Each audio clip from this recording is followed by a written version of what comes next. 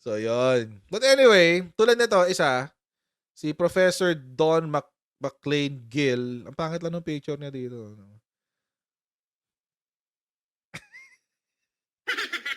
Mekos. Sabi niya, Marcos's red line in West Philippine Sea shows proactive Philippines. Sabi niya, it is clear now that Manila is proactive enough to set the red line as well. Ibig sabihin, meron tayo mga bagay na hindi natin papayagan na mangyari. At kapag mangyari yun, hindi pwede. Kailangan tinatawid yung aming mga karapatan. Sabi, it is clear now that Manila is proactive enough to set the red line as well. We are not reactive anymore. Obviously, this is done with consultation with the US, of course. Hindi kailangan yan. Because it is an alliance, kailangan pala yun. There is that realization in Manila that whatever is happening against the Filipino people must be taken accounted for, particularly by Beijing. Ganun na yung red line. Kasi usually nagsasalita lang ng red line sila Chinese Communist Party. That is our red line. Our territory in the West Philippine Sea or in the South China Sea is our red line, etc. etc. Sa Pilipinas, hindi. Hindi lang tubig ang pag-uusapan natin dito. Buhay ng Pilipino. Mamaya maririnig nyo yung IPBBM. Buhay ng Pilipino ang red line. Sorry kayo. Kayo, tubig lang. Sa amin, buhay. Mas malapit kami. Kami yung coastal state eh. Sorry kayo.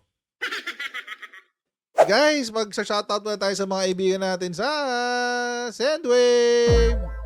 Ayan. So, kayo po ay nasa US, UK, Canada, Italy, France, Spain, Ireland, and Belgium. May pwede na po kayo magpadala ng inyong mga remittance sa Pilipinas. Gamit po ang Sendwave. Ang gagawin nyo lang ay download ng Sendwave app, gawa kayo ng account. Ilagay nyo ba account details nyo dyan at pwede na kayo magpadala sa GCash, cash pickup at iba't ibang mga pawn shop sa bansa. At kapag ginamit nyo po ang promo code na Coach Dante, makakuha pa kayo ng karagdagan $20 free credit kaya gamitin na sa Sendwave for all of your remittance needs. Okay, here we go.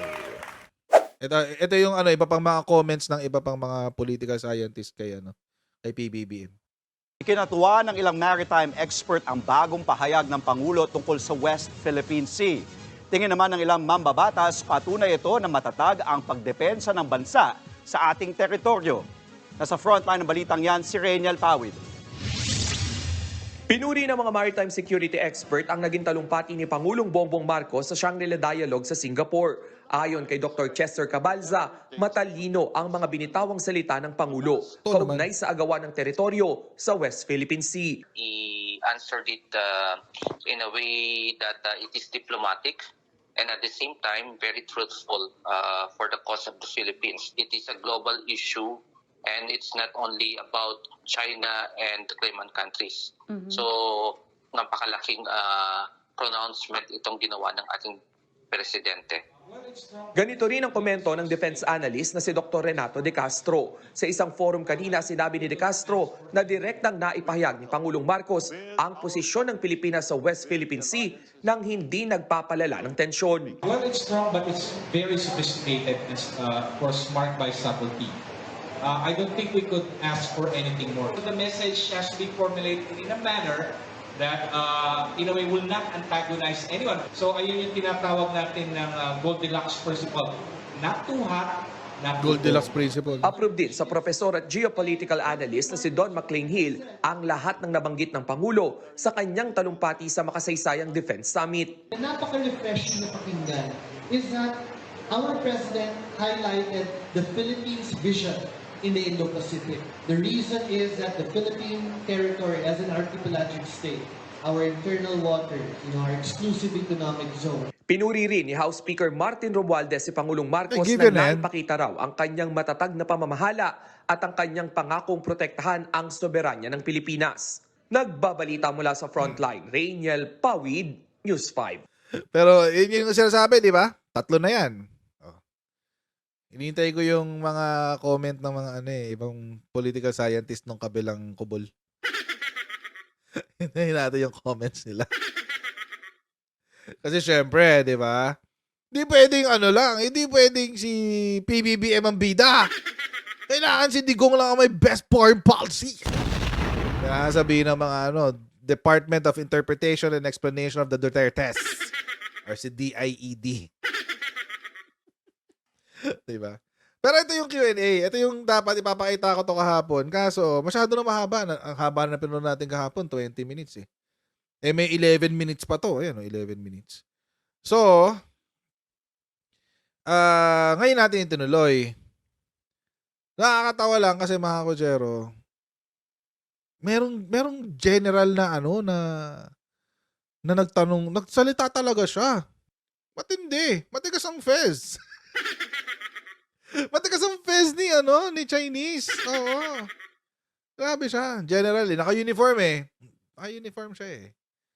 Siguro, isa sa mga defense ministers or isa sa mga miyembro ng defense ministry ng China. As gigil na gigil siya. Parang gusto niyang batuhin yung mic.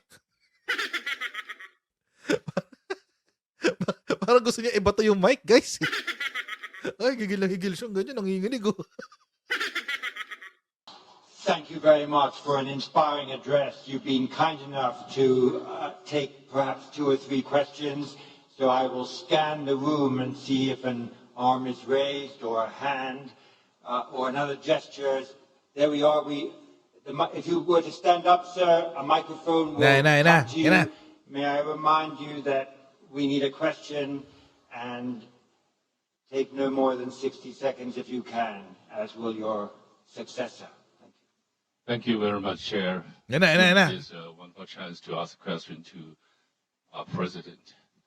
Mr. President, I noticed in your speech you mentioned many times about ASEAN centrality. Review the TAC, which your father signed, that showed the bond of ASEAN. I think the ASEAN centrality is very important, but we cannot take it for granted. It comes from the ASEAN way, the 3 principles. ASEAN way. First, mutual respect. Second, consensus building. Third, considerate other parties' comfort level.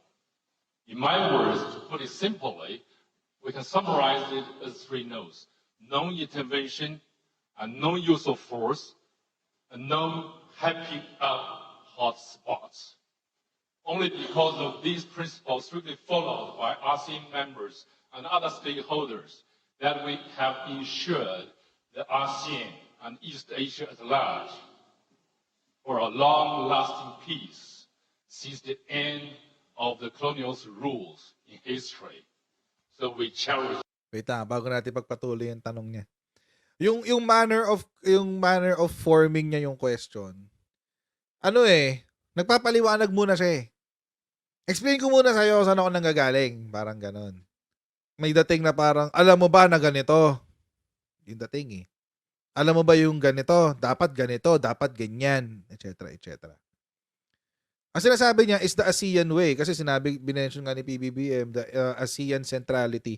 Na dapat sa region ng ASEAN, yung mga miyembro ng ASEAN dapat ang bida. Yun ang ibig sabihin doon. Yun yung sinasabi ni PBBM.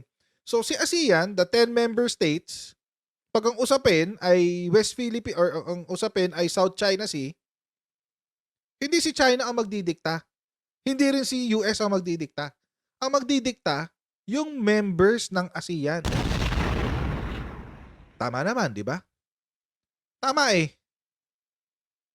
Kaya nga di ba kung papansin nyo kapag merong mga forum minsan, ASEAN-China Forum, ASEAN-US Forum, ASEAN-Australia Forum, di ba? Laging nakahiwalay yung ibang bansa o yung ibang state na mas malaki. Si ASEAN is considered as one region. Correct.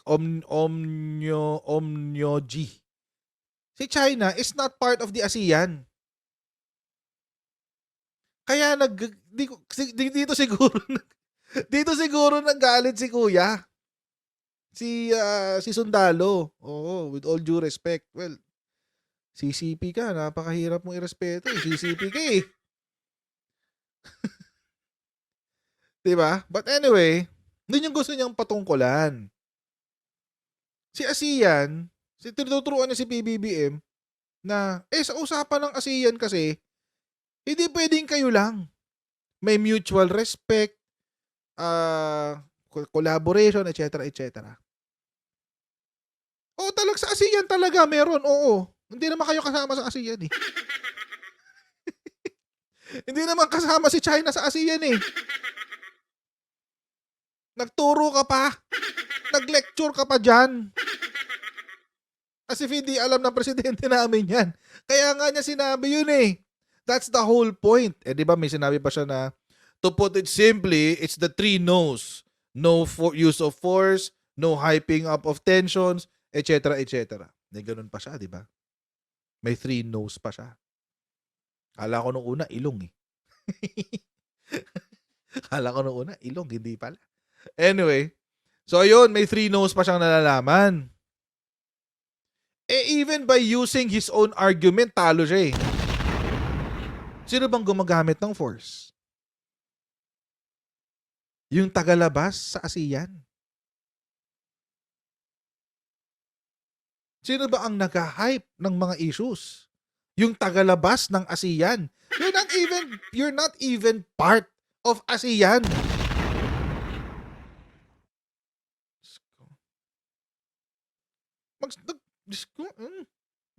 Tapos gigil pa siya sa paghawak niya ng mic ko.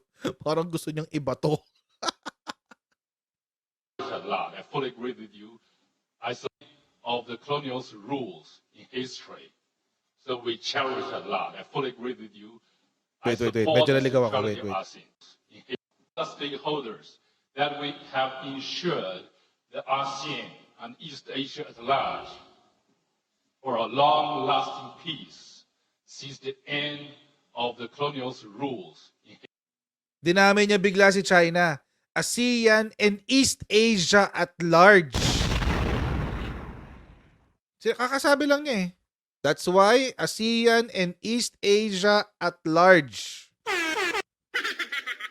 Ba't mo tinadami yung sarili mo? Kasama ba kayo sa Asia, ASEAN centrality? Hindi! Hindi kayo kasama dyan. Epal to. Epal. Hotspots. Only because of these principles strictly followed by ASEAN members and other stakeholders that we have ensured the ASEAN and East Asia at large for a long-lasting peace since the end of the colonial rules in history. May highlight pa talaga yung colonial rule, no? Oo. Since the end of the colonial rule in history. From what I understand, si China was never colonized. Si China. Or na-colonize sila ng Dutch. No, they were not colonized by the Dutch. Pero may alam ko natalo lang sila dun sa Opium Wars eh. From what I understand. I could be wrong. I'm not sure. Pero sa pagkakaintindi ko, natalo sila sa Opium War. That's about it. So, Japan ang sumakop. Hong Kong was British. Hong Kong is British. O baka parts lang. Baka parts of China lang yun na occupy. So, basically, kaya ko lang naman siya sinabi is because hina-highlight niya kasi dito, hina-highlight ni General na yung ibang bansa hindi kasama dito. Diba sinabi niya? ASEAN and East Asia at large. East Asia. Ibig sabihin, hindi nga kasama si hindi nga kasama si India eh. East Asia lang. East Asia lang. Itong parte na to sinasabi niya. Ito, nakalaya na tayo sa colonialism. Yung parang sinasabi niya. Nakalaya na tayo sa colonialism. Wala na nag-occupy sa atin. dapat tayo-tayo na lang nag-uusap. Parang ganun. Dapat ganun daw.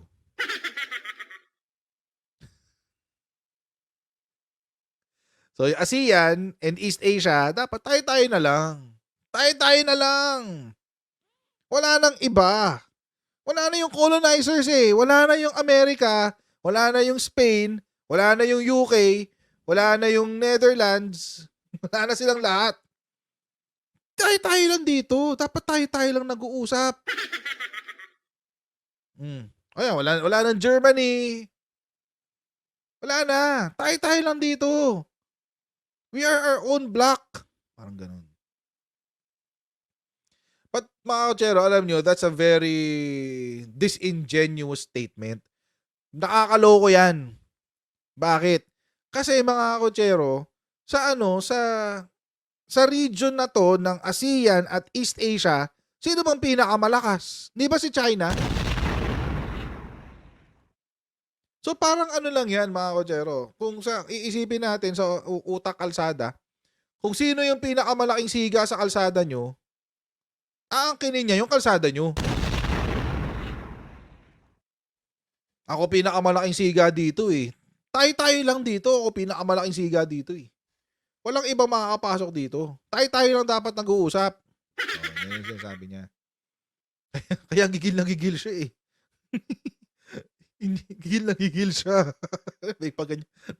Nakaganyan pa talaga siya. Galit siya. Mga sir, galit siya. So we cherish a lot. I fully agree with you. I support the centrality of ASEAN.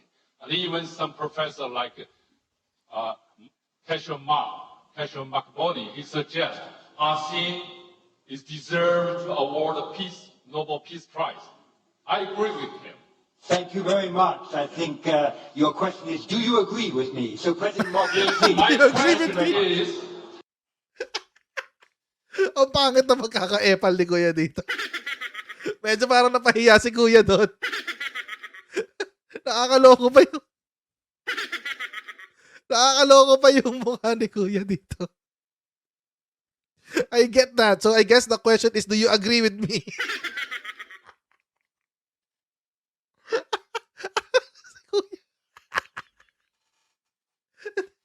Isa pa. thank you very much. I think your question is, do you agree with me? So President Martin, yes, please. my Thank you question very much. is, President, in the eyes of the international community,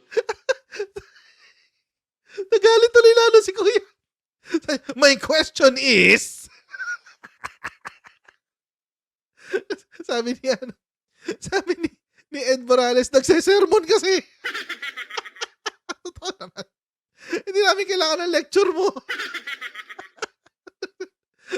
My question is, galit na galit siya. My question is,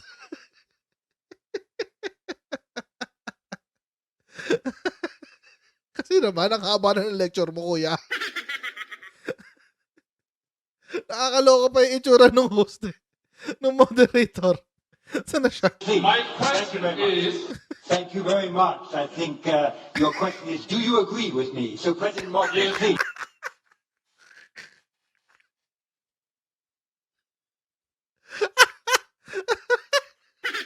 Sorry, pabalik-balik ako doon. Nakakatawa kasi talaga si Kuya.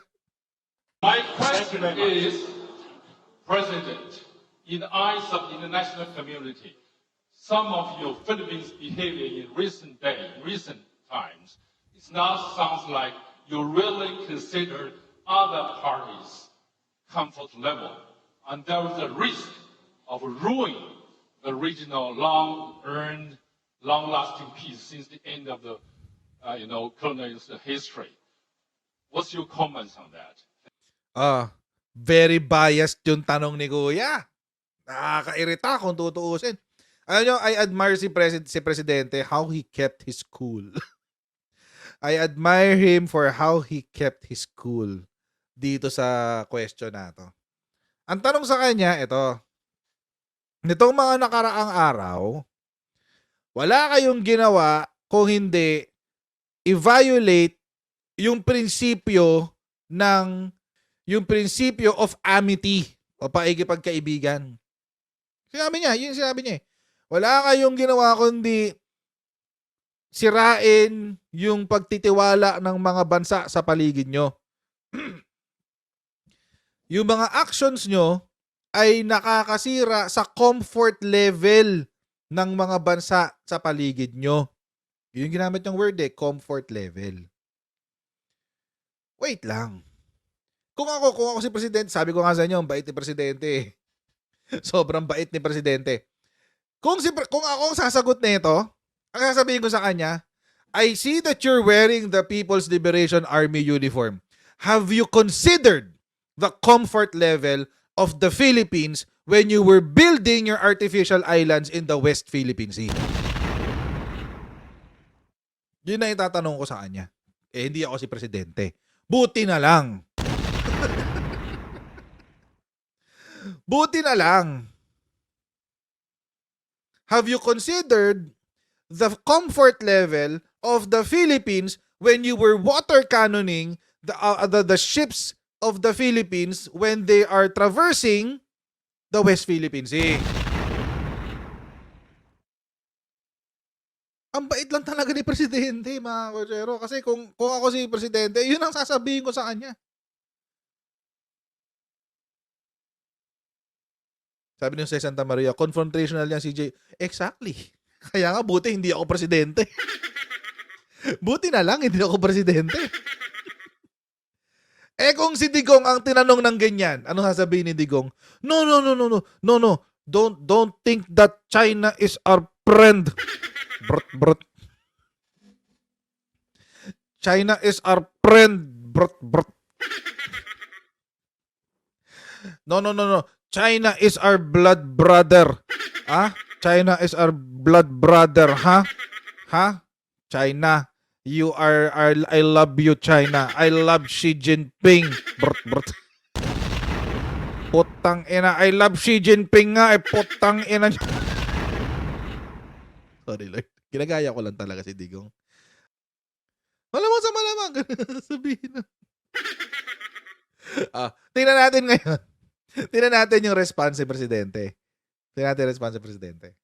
Thank you very much. Well, I cannot imagine what you must be referring to if the reference or the allusion is to the Philippines somehow tearing apart what we have agreed on with in ASEAN in terms of ASEAN centrality. Quite the contrary. I think if you examine more closely the remarks that I just made, I precisely focus on ASEAN centrality, and that the principles that are laid down that are involved in the concept of ASEAN centrality are some things that we must use to guide us. And if we have been distracted in the past years or so, then it's time for us to return and remember once again what ASEAN was created for. And that is to create an aggregation of nations that have very many common interests, and that can be, and that partnerships within that multilateral organization can help each other and help the region.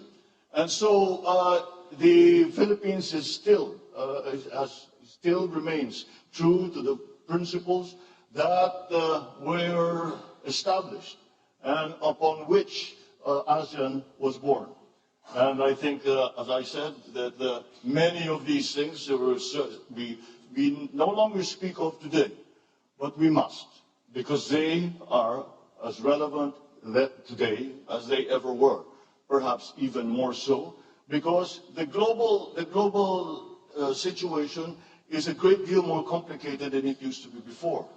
I would even go far as to say there is no such thing as a regional issue any longer.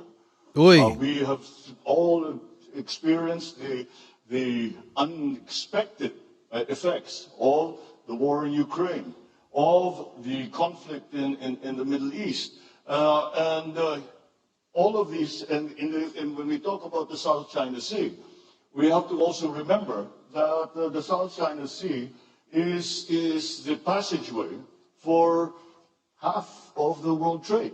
And therefore, the peace and stability of the South China Sea and the freedom of navigation of the South China Sea is a world issue. And that is what I am proposing. And I am saying that this is yes, it is a regional issue, but we must examine and be part of the discussion. We must include all parties in that discussion, because now it is not just ASEAN member states who are stakeholders. And it is quite easy to see that it is in fact the entire world that have become stakeholders in the peace and stability of our region. Oh, sabog. Sabog si PLA. Oh, let's break down the answer of PBBM. Una, sinagot niya yung tanong na it seems that there is the illusion. Illusion. May nakita ko kanina. Ano yung sinabi ni PBBM? Illusion. No. He meant allusion. Allusion, ibig sabihin parang parinig. O parang merong parinig sa Tagalog na ang Pilipinas ang sumisira ng pagkakaibigan ng ASEAN. Yun sinabi niya. Tapos, sinundan niya yun. Sinundan niya agad. So, ang sabi niya, it is not the case. Kasi ang tanong kasi ni Kuya, yung mga galawan ng Pilipinas ngayon, sumisira ng friendship eh. Sumisira ng friendship ng ng region. Sinisira niyo yung friendship ng region, finisira niyo yung friendship niyo with China. Pilipinas ang gumagawa niyan eh. Yun sinabi ni kanina, nung sundalo. Pilipinas ang gumagawa niyan eh. Yung actions niyo yan eh. Yan. Sinagot ni BBBM, hindi. Pero mas mas gentle lang yung pagkakasagot niya. Pero kung usapang kalsada, ang sinabi ni PBBM, hindi. Hindi kami. Hindi kami yung sumisira ng tiwala. In fact, ang sinabi ko pa nga kanina, kung nakinig ka, sabi pa nga ni BBM kung nakinig ka sa sinabi ko kanina, dapat bumalik tayo sa prinsipyo ng ASEAN centrality, kung saan ang bawat bansa na magkakasama at magkakapartner ay nag-uusap at nagtutulungan sa bawat isa. Sunog. Sunog si China. Dapat nagtutulungan tayo. Amity nga eh. Pagkakaibigan nga eh. Yun yung una niyang sinagot. Yun yung una. Pangalawa, sabi niya, siguro ito sagot niya to in reference doon sa sinabi ni General or ni Sundalo na dapat si ASEAN at si East Asia lang ang nag-uusap. Yan. Dapat si ASEAN lang, dapat si ASEAN lang tsaka si East Asia, tayo lang dapat ang nag-aayos nito nitong problema nito. Dapat walang alam. Sinabi ni Sundalo Ano sinabi ni PBBM? I'll take that idea further. Sabi niya. Hindi na lang to regional issue. Problema na to ng buong mundo. Tapos. Bakit daw problema na to ng buong mundo? Ang South China Sea, mga Kojero, kung hindi niyo po alam, ang South China Sea, 3 to 5 trillion US dollars worth of commerce ang dumadaan dyan every day. Kaya siya magiging issue ng pangmundong issue na siya. So, kung merong isang kapangyarihan lang ang ko-control nun, ay delikado.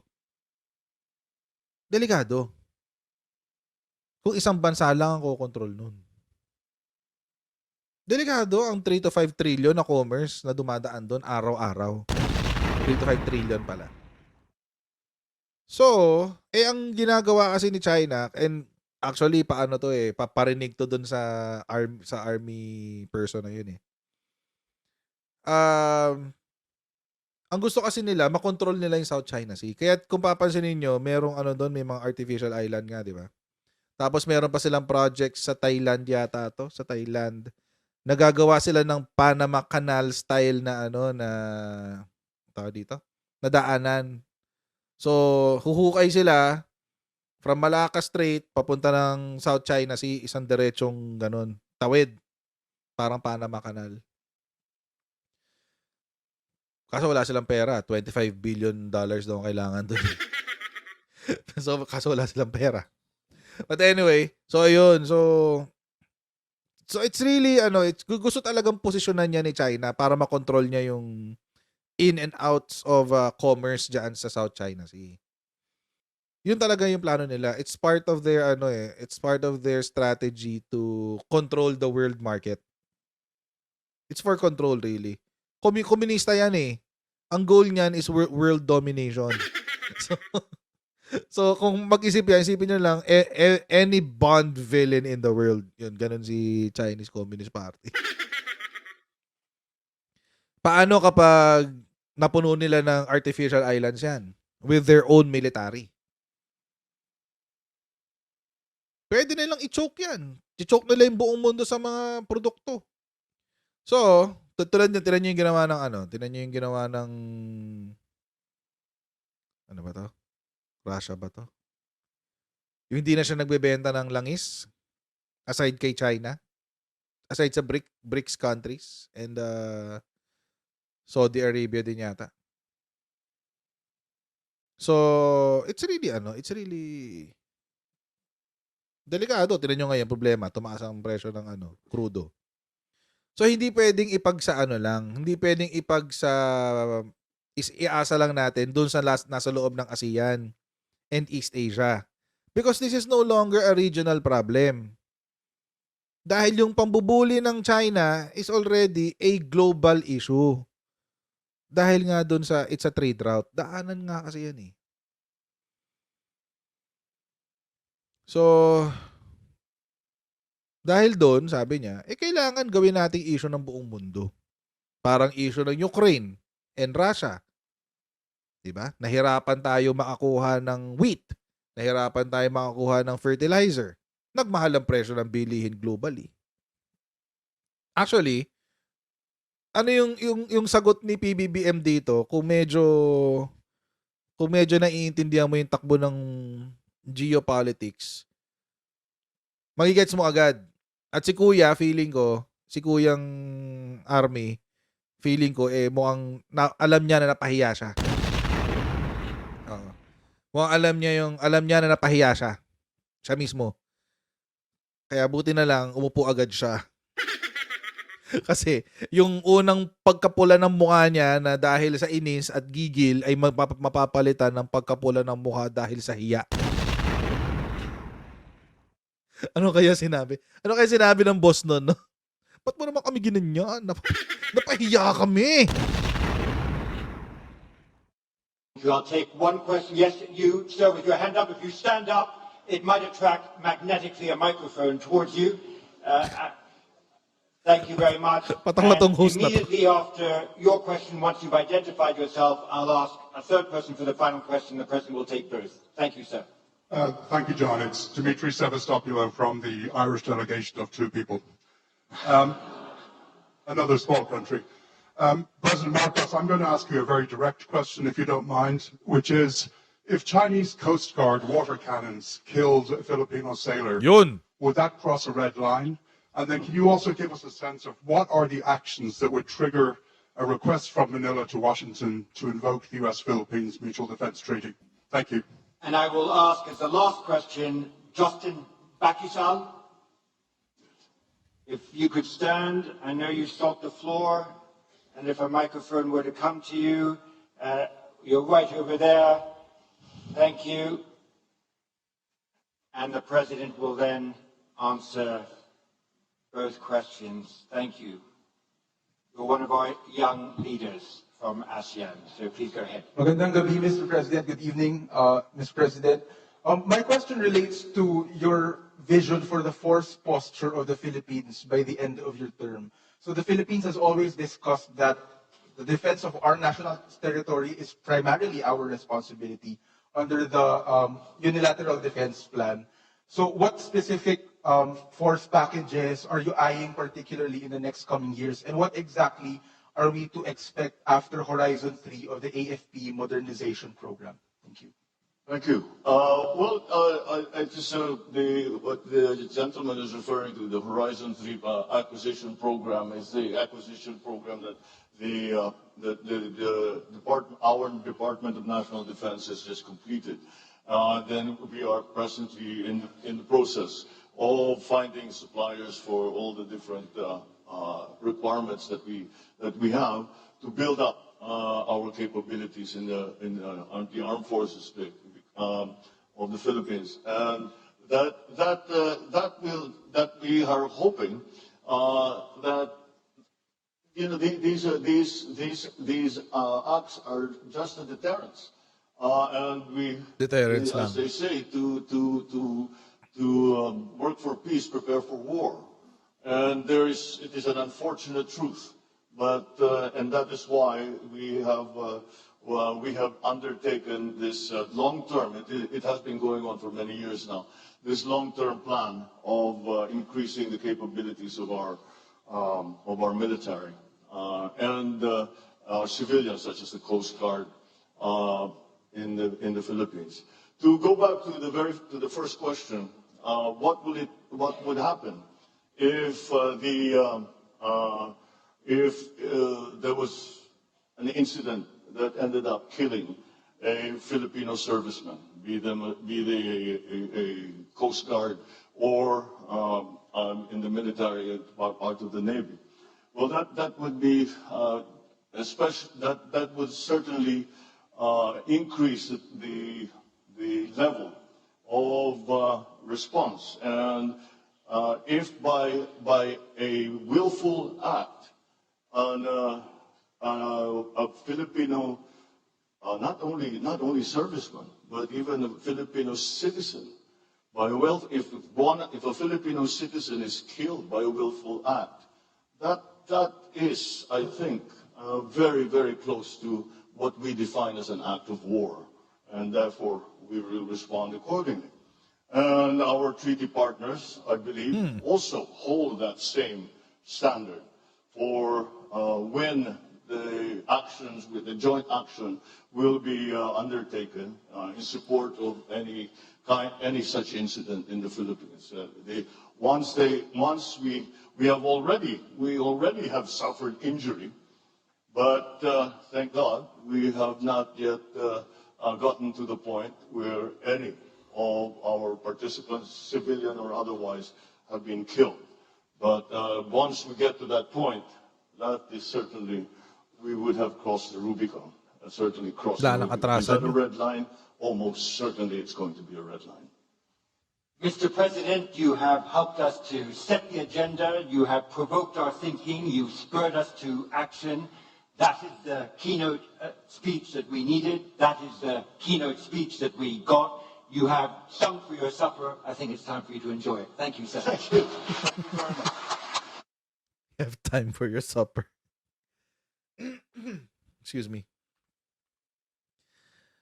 Medyo mabigat yun Medyo mabigat yung sinabi ni Presidente dun sa huli.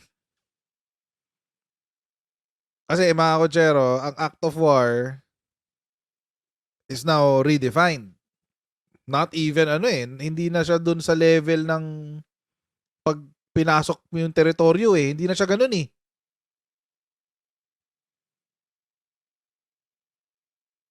Ngayon, ang act of war ay kapag merong willful, take note willful.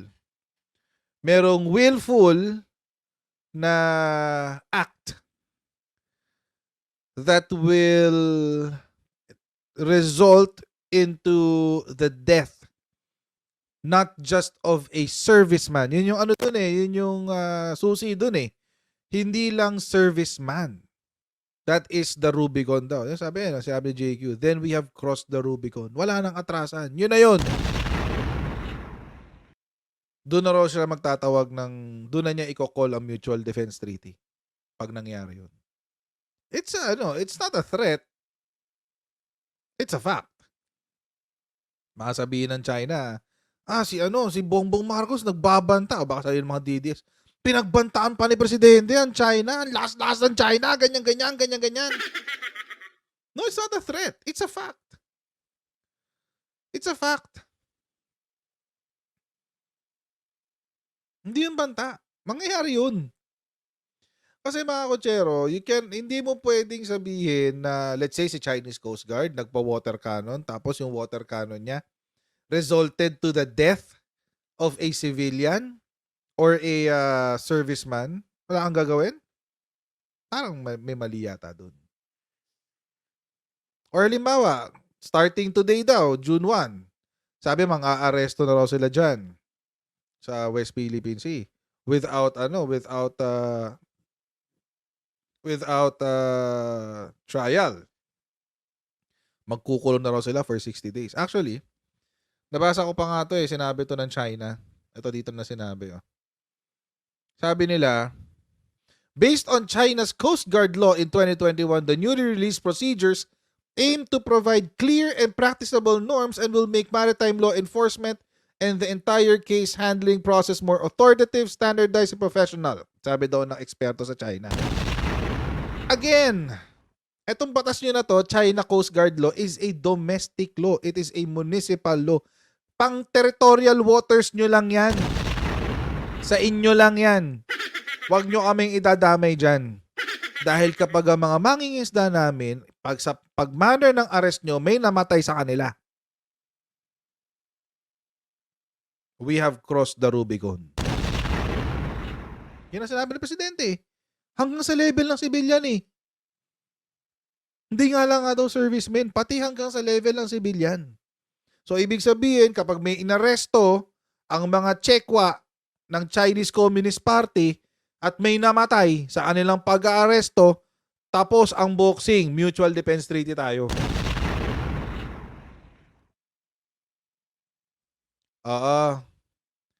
Sabi ni Edwin, alam ko yan.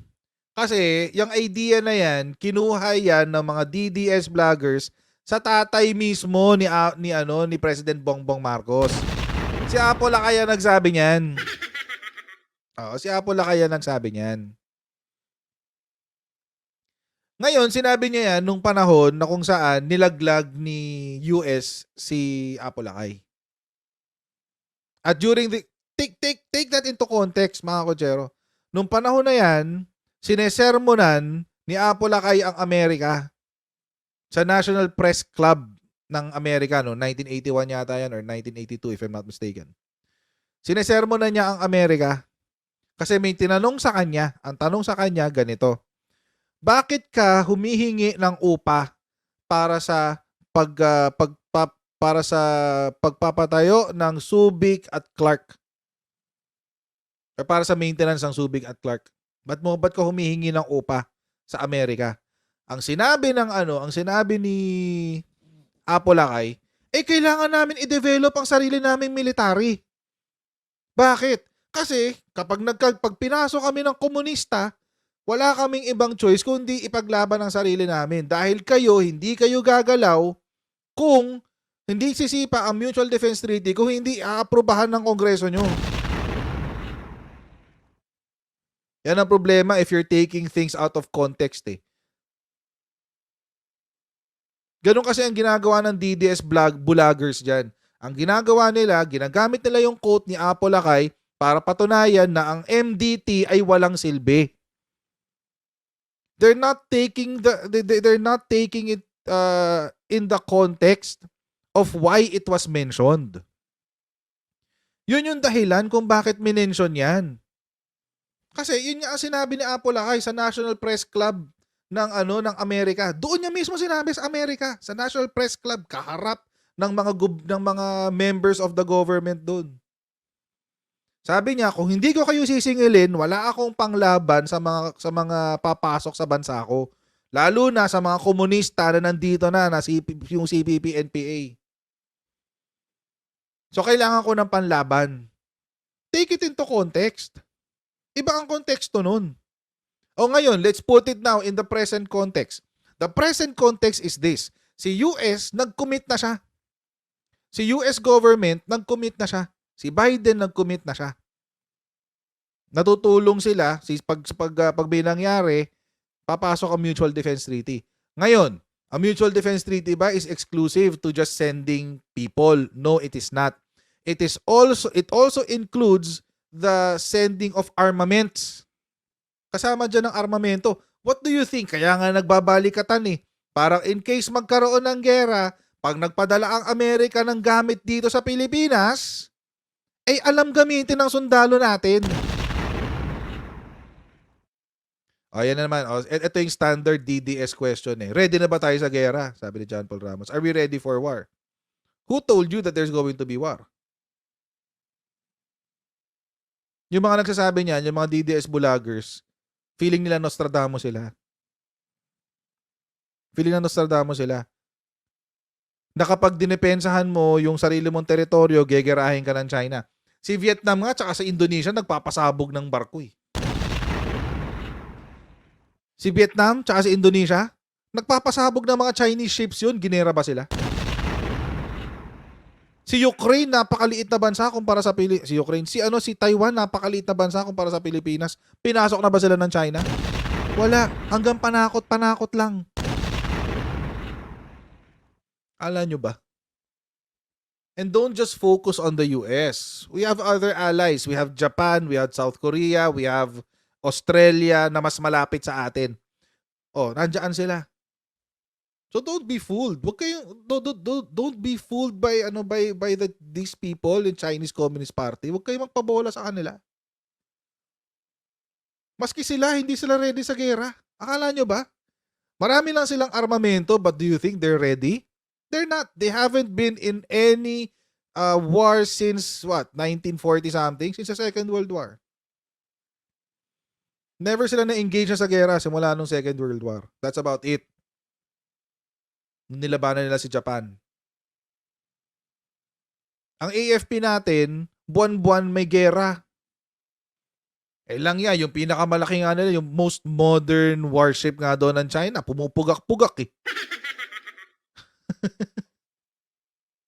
Pumupugak-pugak eh. Oh, pag bumabiyahe, kailangan may tugboat. Pag bumabiyahe, kailangan may tugboat. Pumupugak-pugak. Matatakot kayo doon. Yung mga building nila, tofu buildings. So, ewan ko lang. Ako, as far as I'm concerned, hindi ako takot sa gera actually. I'm not afraid of a war because feeling ko hindi naman lalaban ng China. They won't initiate a war. Trade war pa pwede. Trade war pwede. Tulad ngayon, may trade war sila ng Amerika. Ayun. Nangyari yun. Pero yung putukan, wala. Information war pwede. Psychological war pwede. But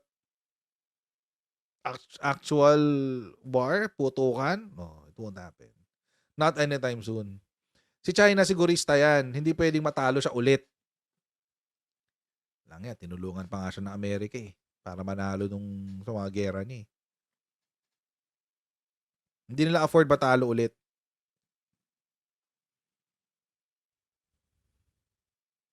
So, kung maggegera man sila, sisiguraduhin nila na panalo sila. Ang weird lang ng mga taong ginagamit yung quote ni Apolacay para i-undermine yung value ng Mutual Defense Treaty when they're obviously taking it out of context. Sobrang out of context yun. As in. Hanggang dito lang po muna tayo mga kutsero. Okay? Huwag niyo po kalimutan mag-like, share, and subscribe sa ating Coach Dad YouTube channel. At may-follow po tayo sa ating Facebook page para lagi po kayo updated sa mga ganap sa ating channel. And I'll see all of you in our next Coach Dad Live. Mali. God bless everyone. See you next time. Bye.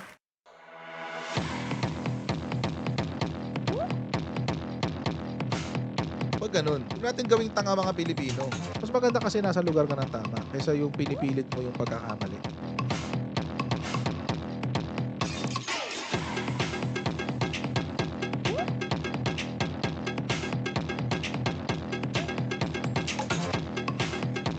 Are they willing to go that far? Hindi makakalimutan ng Pilipino yan hanggat di nasasagot yan. Sino ngayon nagsasabi ng totoo?